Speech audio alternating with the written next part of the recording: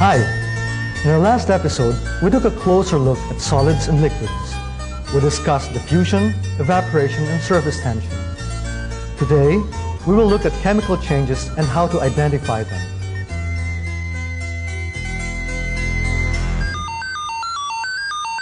Do you agree that nothing is permanent in this world? All changes in the material universe can be explained in terms of atoms and molecules. Even as I speak, the things around us are constantly changing. In the microworld of atoms and molecules, chemists look for explanations for the chemical changes we observe in the macroworld. These chemical changes take place around you in your own homes, workplaces, and immediate surroundings. How can we tell if a chemical change has occurred? We'll find the answers after the short break.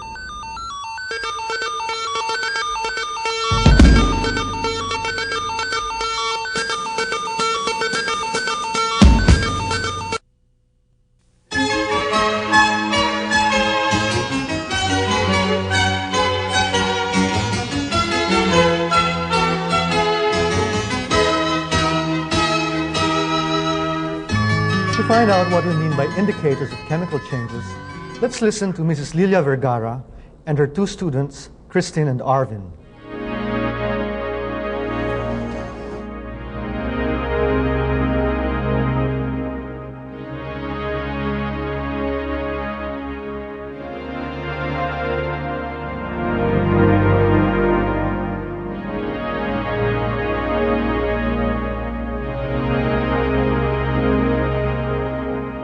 Mrs. Vergara, we know that all kinds of matter change within a given amount of time. Are all these changes similar?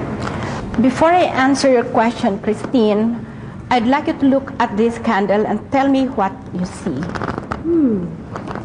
It's white, solid, and waxy, and it easily flakes off. That's correct, Christine. Suppose you light the candle and tell us what else you'll see.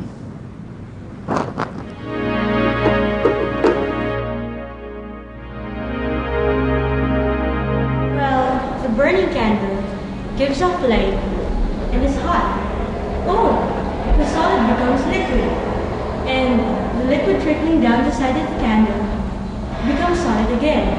I think the liquid that turned to solid still has the properties of the candle.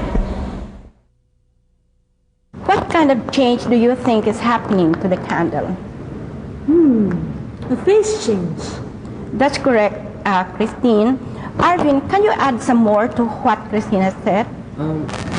The melted wax, which is now in contact with the wick, is now burning.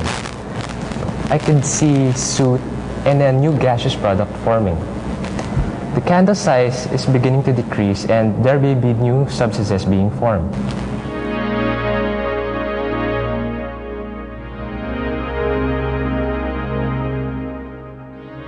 Candle wax is a mixture of hydrocarbons called paraffins and alkanes.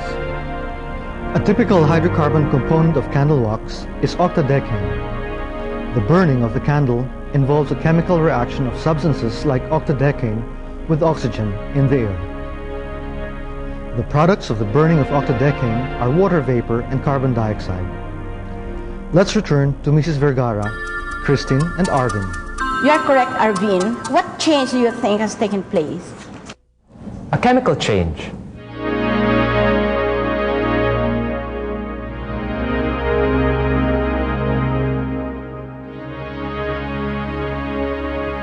How will I know when a chemical change has occurred? I'll show you two other reacting systems so that you can answer your own questions.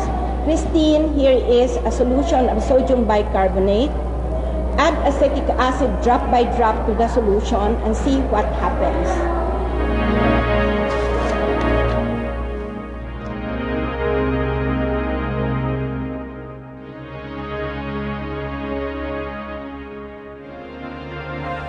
I see vigorous bubbling. Yes, the formation of bubbles indicate that gaseous product is forming. This is an indication of a chemical change.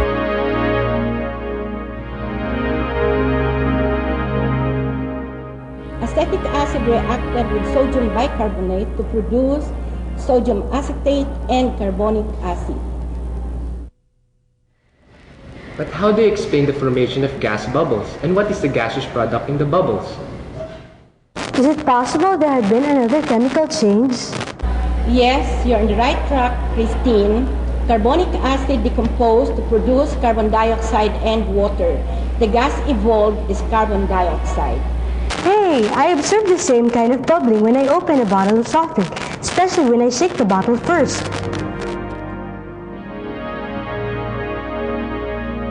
We can express the chemical change that has occurred in the form of a chemical equation using chemical formulas of the substances involved in the reaction.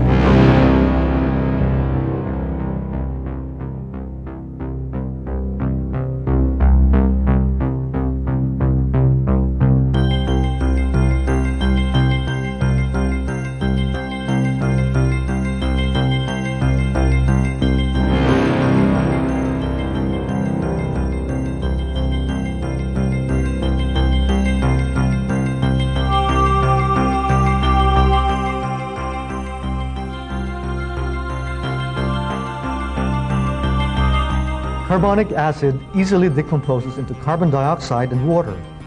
Carbon dioxide, a gas, is only slightly soluble in water. Its tendency then is to escape from the water.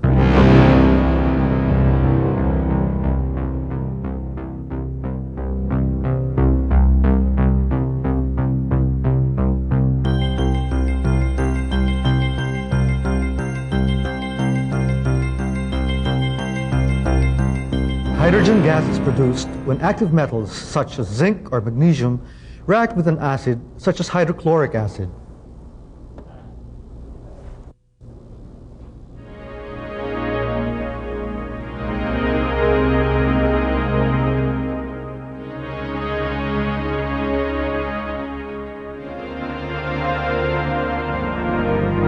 When we clean wounds with a dilute solution of hydrogen peroxide in water, you can see bubbles or gas forming around the wound. With the help of the enzyme catalase in the blood, hydrogen peroxide decomposes more quickly into water and oxygen. The oxygen also cleans the wound. Before we go back to Mrs. Vergara and her students, let's pause for a short break.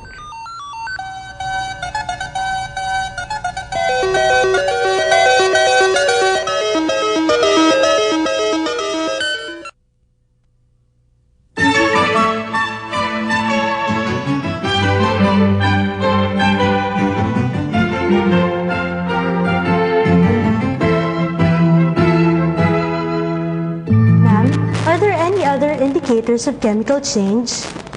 Again, let me answer your question by letting you observe two other systems. Arvin, why don't you take test tube A containing a yellow solution of sodium chromate? Christine, take test tube B containing a solution of sodium sulfate. Add barium nitrate to the solution you're holding, but see to it that you add barium nitrate drop by drop. Describe to us what you see.